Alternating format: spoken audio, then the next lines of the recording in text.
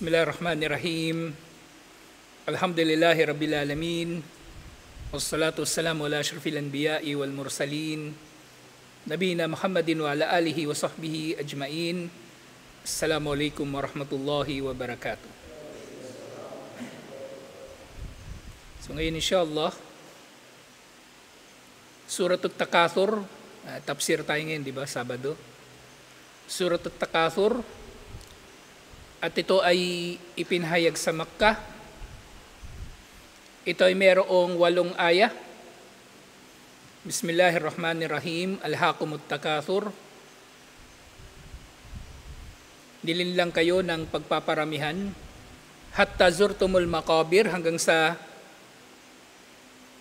mailibing kayo. So dito zurtum ang sinabi, pero ang tinutukoy dito hanggang sa mamatay kayo at mailibing. Kaya nga sa tafsir, minsan, o madalas, hindi pwede na, kung ano yung literal na kahulugan ng salita o aya, yun yung pagkakaunawa natin. Okay? Halimbawa, yung dhanna, yung natalakay natin nung nakaraan, maaaring ito ay mga ngahulugan na nakatitiyak ako doon sa Quran, yung dhanna. Sumunod, kalla sawfa ta'lamun, hindi, bagkus ay malalaman ninyo. Thumma kalla sawfa ta'lamun, inulit ni Allah. Ibig sabihin, binibigyang diin niya na hindi, bagkus ay malalaman ninyo. Kalla law ta'lamuna ilmal yakin. Hindi, kung malalaman ninyo sa pamagitan ng kaalaman na yakin. Anong yakin? Tiyak. So pwede siyang katiyakan, yakin, o pwede siyang tiyak. Okay? Pwede siyang noun, pwede siyang adjective, yung yakin. La tarawunnal jahim, katiyakang makikita ninyo ang jahim, ang impyerno, isa sa mga pangalan ng impyerno, ang jahim. Thumma la tarawunnaha aynal yakin, sa 2 beses na banggit yung yakin, at makikita ninyo ito, tiyak na makikita ninyo ito, ng tiyak na pagkakakita. Thumma la tus'alunna yawma idin anin naim, at kayo ay tiyak na tatanungin tungkol sa mga biyaya. Kung saan ninyo ginastos ang inyong mga biyaya na natanggap, saan ninyo ginamit. So dito nga, ang buod ng aya na ito o mga aya nito, natijatu hubbud dunya gaflatun anil akhirah. Ang bunga o resulta ng pagmamahal sa mundo ay ang kawalan o ng pagpapahalaga o pagkalingat ng tao sa kabilang buhay. Kumbaga, dahil sa pagmamahal ng tao sa mundo, ay nakakalimutan niya ang kabilang buhay. Sa sinasabi sa tafsir, Yaqulu ta'ala, sinabi ni Allah ang kataas-taasan, Ashgalakum hubbud dunya wa naimuha wa zahratiha antalabil akhirah wabtigaiha. Nang pagmamahal ninyo sa mundo ay naging dahilan na kayo ay maging abala,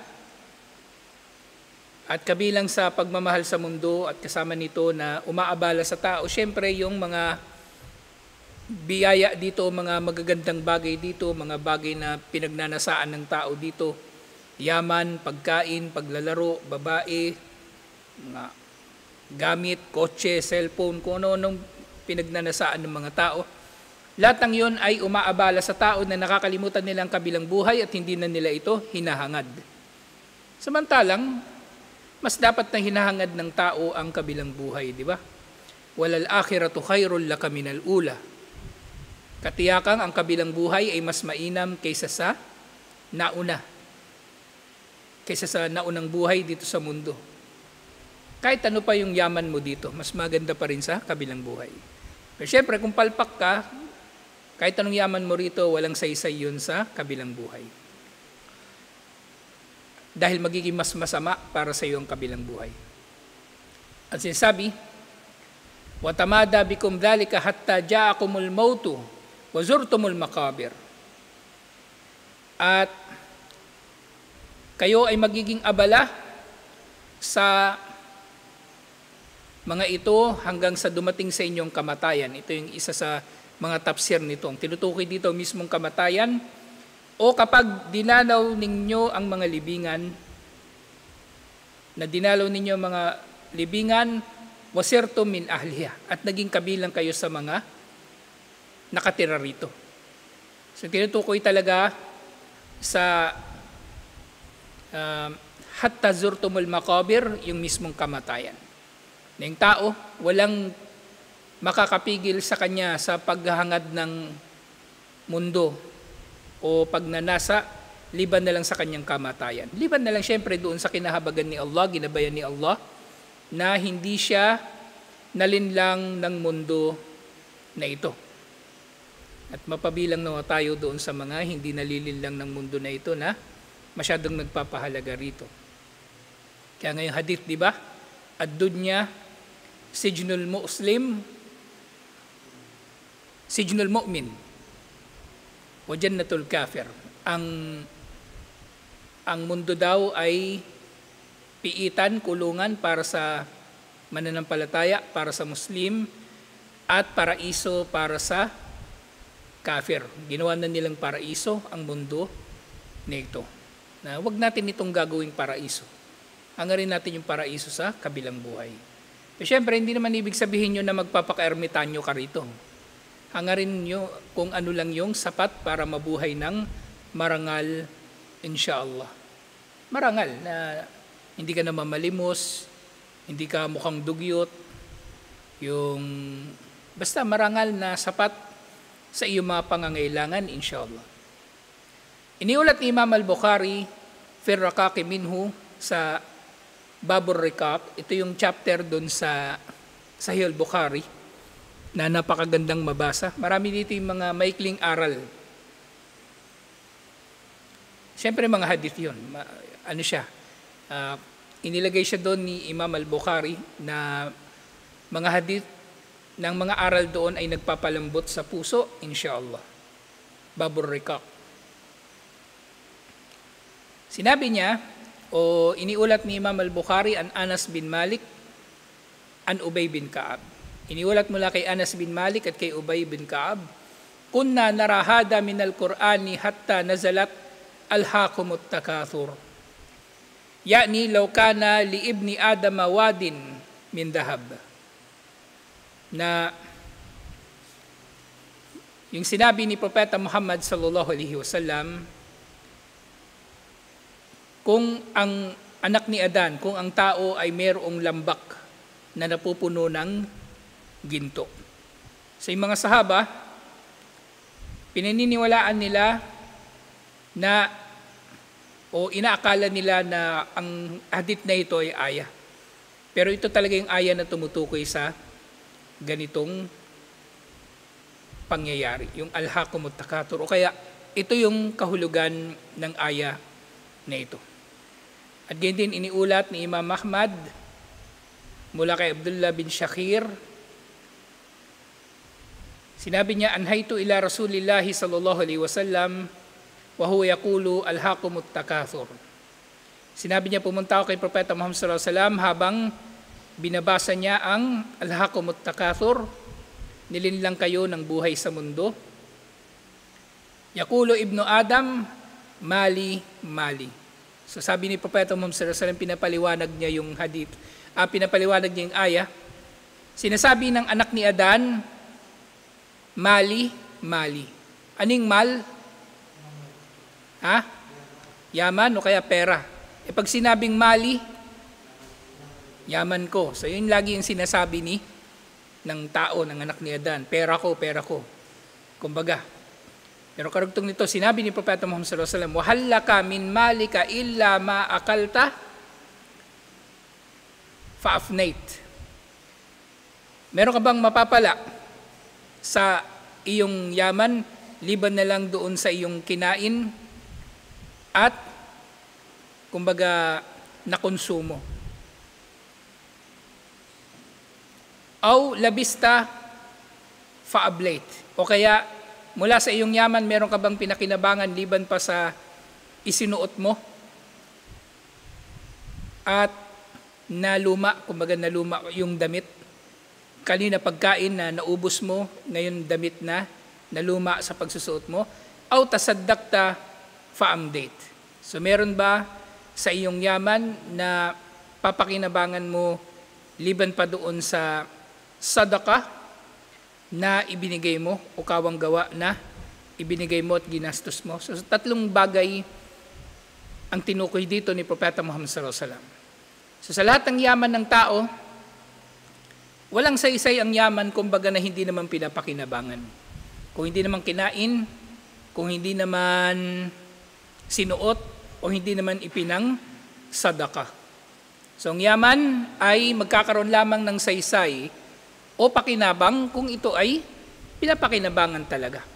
Pero ang yaman na pinangyayabang lang, halimbawa, yaman na, kumbaga ano lang, sobra-sobra na lang, puro ano na lang, extravagance. So, maaring yun ay may tuturing na takathur, pagpaparami ng yaman. O yaman na, syempre, ginagamit para apihin o apakan ng kapwa-tao. Yun ay takathur din na may tuturing. Pero kung kumuha ka ng sapat na yaman para matustusan mo ang iyong sarili, ang iyong pamilya, o maitaguyod mo ang anumang ginagawa mo alang-alang kay Allah, hindi yun takathur, inshallah.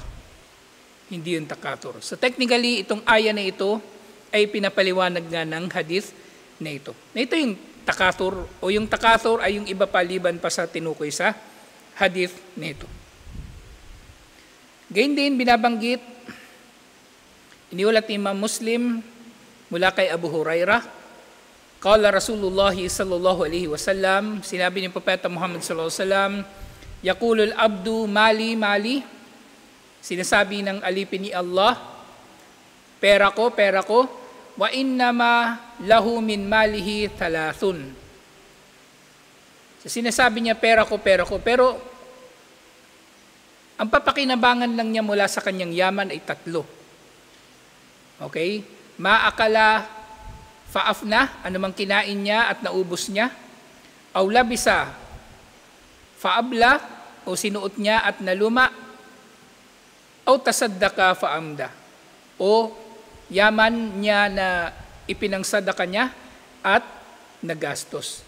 Wa ma siwa dalika fadahibun wa tarikuhu linnas. Ano pang liban pa rito ay maglalaho at iiwan niya sa mga tao. Pagmamatay siya, iwan niya sa pamilya niya o sino pa mang makakakuha ng kanyang yaman na iiwan niya kapag namatay siya. Kasi wala naman siyang dadalhin na yaman kapag namatay siya. Kahit ilibing pa yung yaman niya, kasama niya, ilibing kasama niya yung kotse niya, yung bahay niya, yung relo niya, yung cellphone niya, wala siyang papakinabangan doon na kahit na ano. So ganyan din nabanggit dito yung tatlong bagay din. Pagkain, damit, at sadaka. Na sa yaman ng tao, kung ano pa mang liban pa rito ng mga basic na pangangailangan, ay maaring maituring na takathur o pagmamalabis sa pag-iipon ng yaman. Pero bakit pagkain at damit lang ang tinukoy dito? Hindi ba kailangan ng tao ng bahay? Hindi ba kailangan ng tao ng iba pang mga pangailangan? Kumbaga, ang binanggit lang kasi dito, kumbaga, yung basic lang talaga na pangangailangan ng tao. Basic. Pero hindi ibig sabihin na bawal magkaroon ng bahay. Okay? Bawal magkaroon ng maayos na bahay. Hindi yun ang tinutukoy dito. Sumunod, iniulat naman ni Imam al-Bukhari, yattabi'ul mayyita thalathatun. Ang patay daw, yung patay na ililibing, ay sinusundan ng tatlong bagay patungo sa libingan. So kapag ililibing na siya, merong tatlong bagay na nakasunod sa kanya. Fayarji'u ithnani wayabka ma'ahu wahidun. Ang tatlo na ito na kasama niyang tumungo sa libingan ay, ang dalawa rito nga ay aalis, iiwan siya at mananatili ang isa. Yatba'uhu ahluhu wa maluhu wa amalu. Susunod sa kanya Sa pagkakalibing sa kanya ang kanyang pamilya, ang kanyang yaman at ang kanyang gawain. Fayarji'u ahluhu wa maluhu. Kapag nilibing na siya, aalis ang kanyang pamilya at ang kanyang yaman. Siyempre, lang naman sasama sa kanya yung asawa niya o yung yung kamag-anak niya. Okay? Kaya nga yung mga drama o comedy, diba? Yung asawa, iyak ng iyak. Sasabihin niya, ba't mo ko iniwan? Sama mo ko. Pag tinulak mo naman doon sa hukay, magagalit. Ba't mo ko tinulak? Sabi mo, sama ka. Walang makakasama. Kahit yung yaman nga.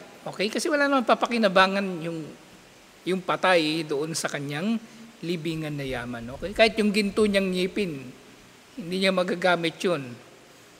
Wayabka amalu, at mananatili lang sa kanya, kasama niya sa libingan, ang kanyang mga gawain. At ganyan din, iniulat naman ni Imam Ahmad, Yahramu ibnu Adam, wayabka minhu ithnatan, al-hirsu wal amal. Sinabi ni Propeta Muhammad sallallahu alaihi wasallam, iniulat ito ni Imam Ahmad, ang tao raw ay tatanda at magiging mahina at ulyanin, pero mananatili sa kanya ang hirs at ang amal. Yung hirs na tinutukoy dito, yung kumbaga pagkasugapa sa yaman, paghahangad ng yaman, at yung amal, alif mim lam, hindi ain, alif mim lam, yung pag-asa. Na umaasa siya na mabubuhay pa siya ng mahaba, mapapakinabangan pa niya yung kanyang yaman at iba't iba pang pag-asa ng tao sa kanyang yaman. So lahat ng ito ay tumutukoy sa kahulugan ng alhaqumut takathur, na kayo ay nilinlang ng pagpaparamihan ng yaman. Pagpaparamihan ng yaman. Na ibig sabihin, isa pang kahulugan nga dito sa takathur, so bukod sa nagpaparami ka ng yaman mo, pinaparami mo ang yaman mo para maunahan mo yung iba o mahigitan mo ang iba. Yun ang kumbaga accurate na translation ng takathur. Pagpapayamanan, kumbaga. Nilinlang kayo ng pagpapayamanan. At sumunod, sinabi, Al-wa'idu bi ru'yatil jahim was-su'alu anin naim. Sumunod na bahagi ng sura na ito, ang babala laban sa pagkakakita ng tao sa impyerno at tungkol sa pagtatanong sa mga biyaya ni Allah, kung saan ito ginamit ng tao. O maring itatanong din nga saan ba nanggaling yung mga biyaya na pinapakinabangan ng tao? Saan galing yung damit mo, saan galing pagkain mo, ninakaw mo ba yan, pinagtrabahuan mo ba yan? Maaring kasama yan sa tatanungin. So nga sinabi ni Allah, kalla sawfa ta'lamun thumma kalla sawfa ta'lamun, sa dalawang ulit na binanggit. Qala al-Hasan al-Basri, hada wa'idun ba'da wa'id. Ito ay babala na sinundan ng babala. Okay? O hindi lang babala, kumbaga banta. Banta. Kasi yung babala, maring nagbababala ka na meron ka lang malasakit talaga sa tao. Pero yung banta, wala kang malasakit, gusto mo talaga siyang mapahamak, mamatay, at ikaw mismo ang gagawa nun.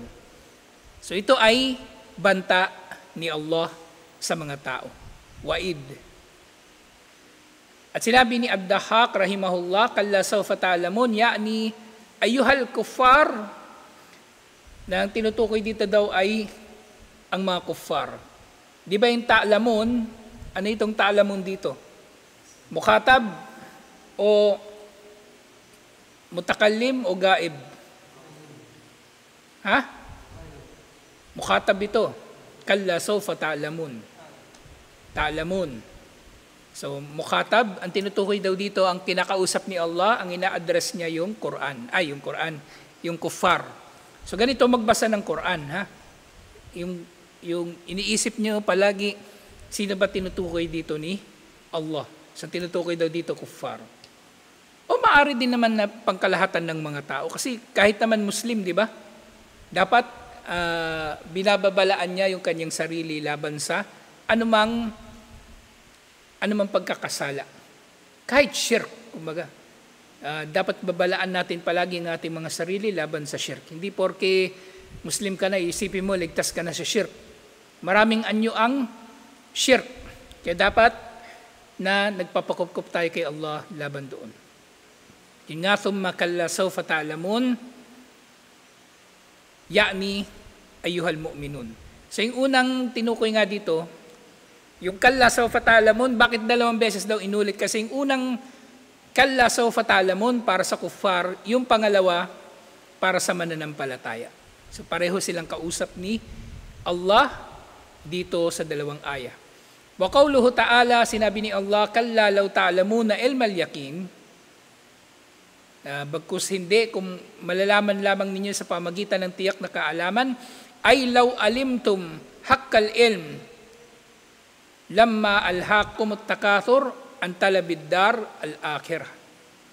So sinabi na itong sinabi ni Allah subhanahu wa ta'ala na kalla law ta'lamun o kalla law ta'lamun na ilmal yakin, kung nalalaman lamang ninyo ng may tiyak na kaalaman ang tungkol sa panlilinlang ng pagpaparamihan o pagpapayamanan, hindi kayo malilinlang nito mula sa kabilang buhay. Ibig sabihin, kayo ay mananatili na naghahangad ng kabilang buhay, insyaallah. Hatta sirtum ilal maqabir, hanggang sa kayo nga ay mamatay.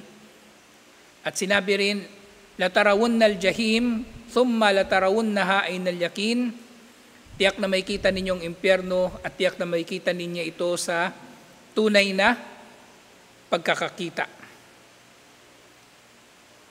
Ibig sabihin, sigurado makikita ninyo ang impyerno kapag kayo ay nalinlang ng pagpaparamihan ng yaman. Nang ibig sabihin nito, hada tafsirul wa'id al-mutaqaddam. So ito yung babala ni Allah. Kalla sawfa ta'lamun, na sinabi niya, tiyak na malalaman ninyo, ano yung malalaman ninyo? Na kayo ay pupunta sa impyerno kapag kayo ay nalinlang ng pagpaparamihan ng yaman.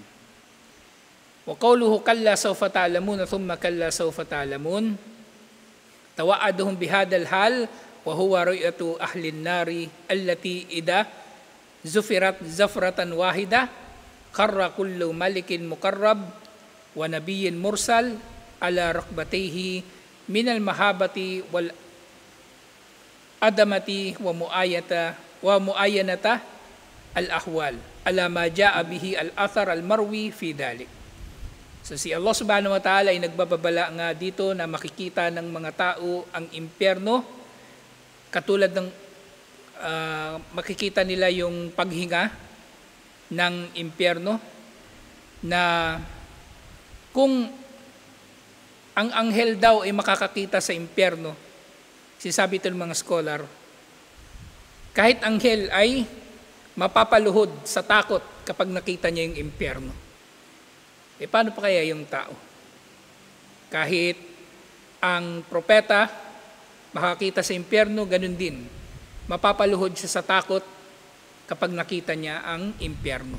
So kung ang mga anghel at ang mga propeta, kapag makita nila ang impyerno, mapapaluhod sila sa takot, so paano pa kaya yung tao na tiyak na nalalaman niya na itatapon talaga siya doon sa impyerno?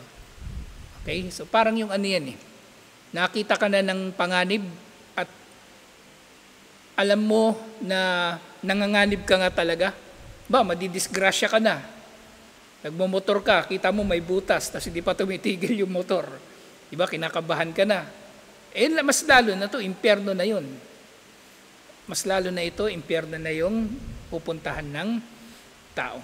At panghuli na aya, thumma latus'alunna yawma idin anin naim, at kayo ay tatanungin, tiyak na tatanungin sa araw na yaon tungkol sa mga biyaya na natanggap ninyo.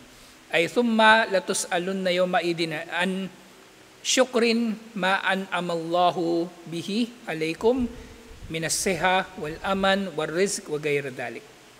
Natatanungin kayo doon. Siyempre, ang tinutukoy dito, doon na sa kabilang buhay. Okay? At maaaring ang mangyari, kung sa konteksto dito, kumbaga sa pangkalahatan naman tatanungin, di ba?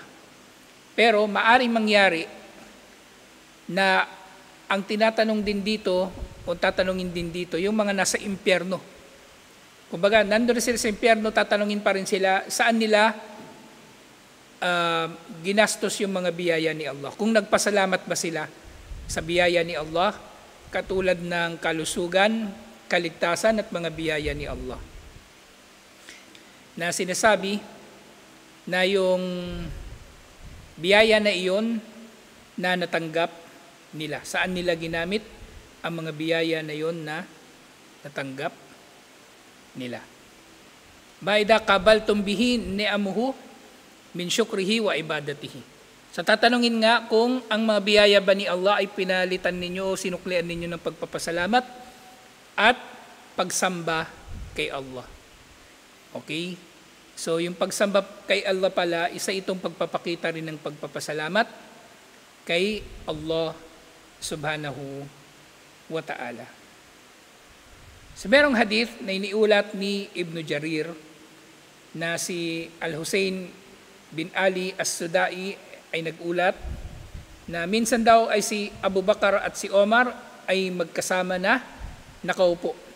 At dumating sa kanila si Propeta Muhammad sallallahu alaihi wasallam at nagsabi, "Ma ajlasakuma hahuna." Bakit kayo naririto? Bakit kayo nakaupo dito? Bakit kayo nakaupo dito? At sinabi nilang dalawa, "Walladhi ba'athaka bil haqq." Sumpaman sa siyang nagpadala sa iyo sa pamagitan ng katotohanan, nang nagsugo sa iyo sa pamagitan ng katotohanan si Allah, "Ma akhrajna min buyutina illa aljo." Sinabi nilang dalawa, hindi na binanggit dito kung saan ito nangyari. Pero wala raw dahilan kaya lumabas sila ng kanilang bahay liban na lang sa gutom. Sa gutom na gutom daw sila. So dito, "Walladhi ba'athani bil haqqi ma akhrajani ghayru." At sinabi naman sa kanila ni Propeta Muhammad sallallahu alaihi wasallam na sumpaman sa nagpadala sa akin dala ang katotohanan, wala raw nagdulot na lumabas siya ng kanilang bahay o ng kanyang bahay liban na lamang dito. So tumungo daw sila sa bahay ng isang lalaki na kabilang sa Ansar. So sa Madina na pala ito nangyari. Okay? Sa Madina na ito nangyari. Hindi tinukoy kung anong taon ito nangyari. Pero nakaranas daw sila ng gutom. Kasi kung sa taggutom, maaring mangyari ito doon sa panahon ng nakulong sina Propeta Muhammad sallallahu alaihi wasallam doon sa Shi'ab Abu Talib, di ba? Yung kinulong, nagtago sila doon para protektan si Propeta Muhammad sallallahu alaihi wasallam, pero pinaligiran sila ng Quraysh na bawal pumasok sa kanila yung pagkain. At nangyari din yung taggutom doon sa panahon ng Ahzab. Gazwatul Ahzab, yung naguhukay sila ng trench at pinaligiran na rin sila ng Quraysh. So maaring ito yon sa Gazwatul Ahzab. So pumunta raw sila sa bahay ng isang lalaki na mula sa Ansar, fastaqbalatuhum al-mar'a faqala lahan Nabi sallallahu alaihi wasallam, may sumalubong daw sa kanila na babae at sinabi ni Propeta Muhammad sallallahu alaihi wasallam, "Ay na fulan, nasaan si Pulano?" May hinahanap siya na lalaki, maaring asawa ng babae na yun o nakatira doon sa bahay na yun, yung lalaki. Faqalat dhahaba yasta'dibu lana ma, umalis siya para mag-igib para sa amin. Faja'a sahibuhum yahmilu kurbata. At dumating yung lalaki, dala-dala nga yung tubig. Maya-maya dumating na yung lalaki na nag-igib na hinahanap ni Propeta Muhammad sallallahu alaihi wasallam. At itong lalaki nga na ito ay tumanggap sa kanila at sinabi niya na wala nang mas mainam pa na bisita liban pa sa propeta ni Allah, liban pa sa propeta ni Allah, si Propeta Muhammad sallallahu alaihi wasallam. At pagkatapos noon, sinabit niya yung kanyang timba sa puno ng dates at umakyat dun sa puno ng dates at bumalik yung lalaki dala-dala yung dates kay Propeta Muhammad sallallahu alaihi wasallam. At sinabi sa kanya ni Propeta Muhammad sallallahu alaihi wasallam, ala kunta ijtanait. So sabi ni Propeta Muhammad sallallahu alaihi wasallam doon sa lalaki, bakit hindi ka kumbaga kumuha muna mula doon sa mga dates na dala mo? Kasi binigay niya agad kay Propeta Muhammad sallallahu alaihi wasallam yung dates at gusto niyang mauna si Propeta Muhammad sallallahu alaihi wasallam makapili ng gusto ni Propeta Muhammad sallallahu alaihi wasallam. Pero yung sinabi niya, yun nga, nang tinanong siya, ala kunta ijtabaitu an takunul ladina taktaruna ala ayunikum. So gusto ko na kayo mismo ang pumili sa pamagitan ng inyong mga paningin, sa pamagitan ng inyong mga mata. At kumuha siya ng tupa at ito'y kinatay niya rin.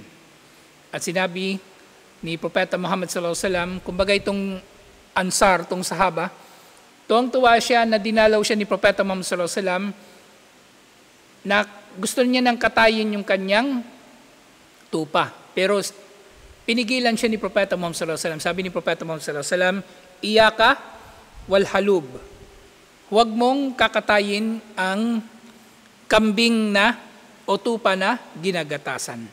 So pinigilan siya ni Propeta Muhammad. Kasi pinapakinabangan pa naman, pag kinatay niya yun, mapuputol na yung pakinabang. So kumuha siya ng iba pang tupa at yun ang kinatay nila. At sinabi ni Propeta Muhammad sallallahu alaihi wasallam pagkatapos nito, sinabi niya, latus alunna anhada yawmal qiyamah. Tiyak na tatanungin kayo tungkol dito sa araw ng paghuhukom.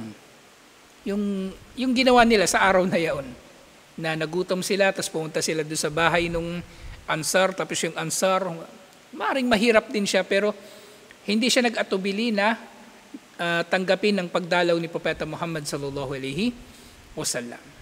So sinabi niya, tatanungin kayo ni Allah, sa araw ng paghuhukom tungkol dito, akhrajakum min buyutikum al-ju', na pinalabas kayo ng gutom mula sa inyong mga bahay, falam tarji'u hatta asabtum hada, at hindi kayo bumalik sa inyong mga tahanan hanggang sa makain ninyo ang pagkain na ito.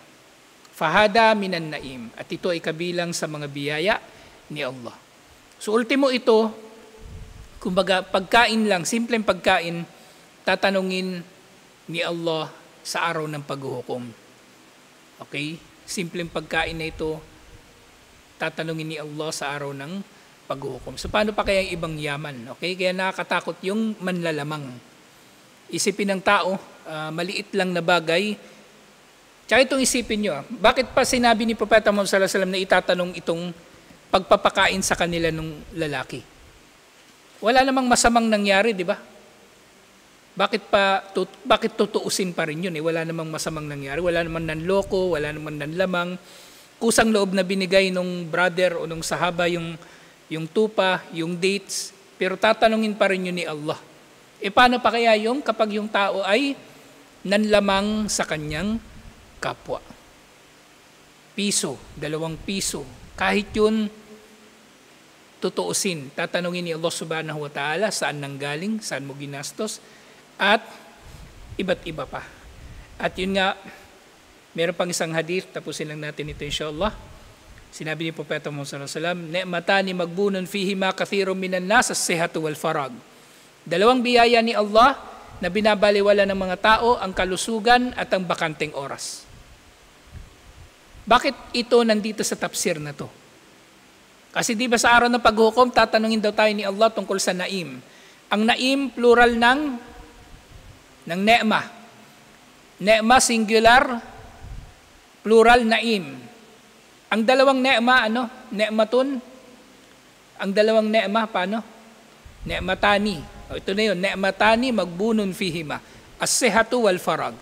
Dalawang biyaya ni Allah na binabaliwala ng mga tao, ang kalusugan at ang bakanteng oras. Anong ibig sabihin nito? Tatanungin din ni Allah, saan mo ginastos ang iyong kalusugan? Nung malakas ka pa, saan mo ginastos ang iyong lakas? At saan mo ginastos yung bakante mong oras? Nanood ka ng TikTok o yun, tatanungin din yun ni Allah ang iyong bakanteng oras. Nagdikir ka ba habang nasa bakanteng oras ka o nakipagchismisan ka na lang? Lahat yun tatanungin. At panghuling hadith, hindi ko pala nabanggit yung Yung kanina, yung sahaba na nagpakain kay Propeta Muhammad sallallahu alaihi wasallam kay Omar, tsaka kay Abu Bakar, tsaka kay Omar, iniulat ito ni Imam Muslim. At yung ne'matani magbunun fihima, ito ay iniulat ni Imam Al-Bukhari. Okay? Sa panghuling hadith, insyaallah, hadith qudsi ito, iniulat ni Imam Ahmad. Sinabi, di ba hadith qudsi, ang salita nito, ang wording ay galing kay Allah, pero hindi ito Quran. Yaqulullahu azza wa jal, sinabi ni Allah, ang kataas-taasan ng tangmarangal, Ya ibn Adam, hamaltuka alal khayli wal ibil. O anak ni Adan, dinulot ko na ikaw ay makasakay sa kabayo at kamelyo. Wazawajtuka nisa, ipinaasawa ko sa iyo ang kababaihan. Waja'altuka tarba'u wa taras, at dinulot ko na ikaw ay manahan sa iyong tahanan at mamuno. Fa'ayna syukru dalik. Kaya nasaan ang pasasalamat mo sa mga biyaya na ito? Na dito si Allah subhanahu wa ta'ala, hadith ito na iniulat ni Imam Ahmad, na siya sa araw ng paghukom, magiging mahabagin siya sa mga, mahabagin, yung rahim, di ba? Para lang ito sa mga mananampalataya. Pero itatanong niya ito sa pangkalahatan ng mga tao. Alhamdulillah. So ito yung tafsir ng Suratut Takathur. Alhamdulillah, na kapag nauunawaan natin ang mga aya ng Quran, inshallah, mas magiging taimtim tayo sa ating sala. Kasi naintindihan natin Alhaqumut takathur hatta zurtumul maqabir, na hindi lang tayo nagre-recite ng mga salita na hindi natin naiintindihan, na ginagaya lang natin, kumbaga. O kung maririnig man natin ito nire-recite ng imam, alam natin inshallah ang kahulugan nito, at magdudulot ito na matakot tayo lalo kay Allah at magpakatuwid inshallah. So dito na lang. Assalamualaikum warahmatullahi wabarakatuh.